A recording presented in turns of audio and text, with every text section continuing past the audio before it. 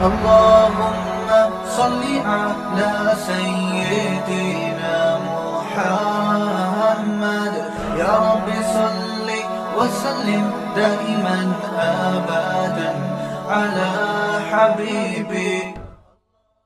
اللہ تعالیٰ نے جو لوگ دین اور مذہب پہ نہیں چلتے ان کی ایک بری خصلت کا ذکر کیا ہے کہ یہ لوگ جلد باز ہوتے ہیں. اذا مسہ الشر جزوعا، جب انہیں کوئی غم پہنچتا ہے تو بے صبرے ہو جاتے ہیں، مایوسی میں جانے لگتے ہیں. اور جب خوشی پہنچتی ہے، خاص طور پر خوشی کی ایک قسم اللہ نے بیان کی دولت، مال، وہ بھی ایک خوشی کا ذریعہ ہے، تو منوعہ تو کنجوسی پہ اتر آتے ہیں. یعنی دل اور تنگ ہو جاتا ہے، یہ چاہتے ہیں کہ یہ ڈبل ہو جائے، ڈبل سے اور زیادہ بڑھ جائے.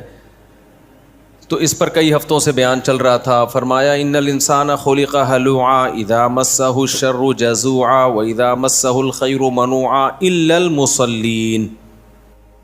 یہ قرآن کا جو الا ہے نا، یہ بڑا مزیدار ہوتا ہے. یہ ایک تلوار ہے. یہ کیا ہے؟ ایک تلوار ہے کہ چند لوگ ایسے ہیں کہ دیکھیں، دو ہی کنڈیشن میں انسان کا پتہ چلتا ہے نا کہ خوشی میں کیسا ہے اور غم میں کیسا ہے. نارمل حالات میں تو سب نارمل ہی ہوتے ہیں. مسئلہ پتہ چلتا ہے جب شادی بیاہوں میں دیکھ لو نا، آپے سے باہر آ جاتے ہیں. دیکھا ہے نا آپ نے؟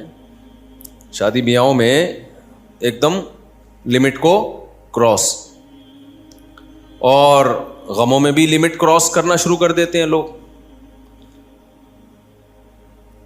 تو اللہ تعالیٰ نے الا المصلین فرمایا کچھ لوگ ایسے ہیں جو ایسے نہیں ہیں، جن کے اندر یہ برائیاں نہیں ہیں.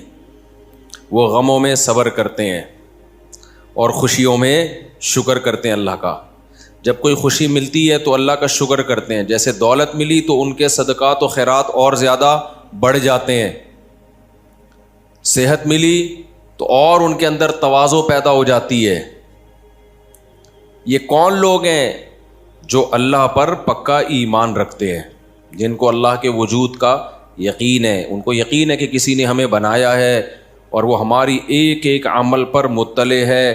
جو کچھ اس دنیا میں ہوتا ہے اس کی مرضی سے ہوتا ہے، اس کی مرضی کے بغیر کچھ بھی نہیں ہوتا. اگر ہمیں کوئی غم آیا ہے تو یہ اس نے دیا ہے، یہ اتفاق سے نہیں ہوا.